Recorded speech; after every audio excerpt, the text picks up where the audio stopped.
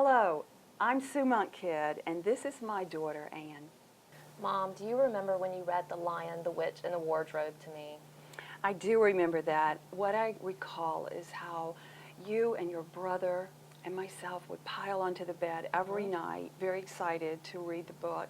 I don't know who was more excited, me reading to you or you and Bob listening to that. But every night you looked forward to that story. Yes, and you could do a very scary white witch, which would send us pulling the sheets over our heads. I do remember I could do a mean cackle like that witch. I love to act out some of the parts in the stories that I read to you. Yeah, and I'm finding now with my little boy, I'm enjoying reading with him in bed at night. Some of the same stories that you read to us.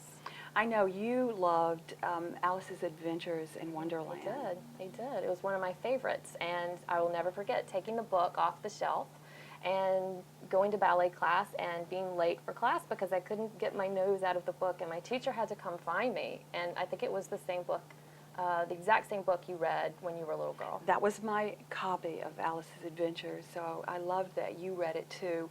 And one of the things that was important to me was to read to you and your brother even after you could read for yourself, because we just enjoyed the time together in that world of story. So whether it was The Lion, the Witch, and the Wardrobe, or whether it was Charlotte's Web, which you love so much, or all of Roald Dahl's books, James and the Giant Peach, and Charlie and the Chocolate Factory, we would disappear into that world of imagination, and they were incredibly special times. I cherish those.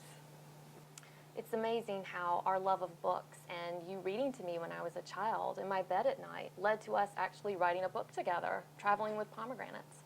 I can't imagine taking that journey of writing a book together if we hadn't had all that time at night in the world of stories and imagination. It's true. Books open so many doors for us, and they can open doors for everyone. And that's why a program like We Give Books is so important. Mothers and daughters like us, fathers and sons, teachers, librarians, anyone can come together online to read great books. Please join us in supporting We Give Books. Read today and give all children the chance to do the same.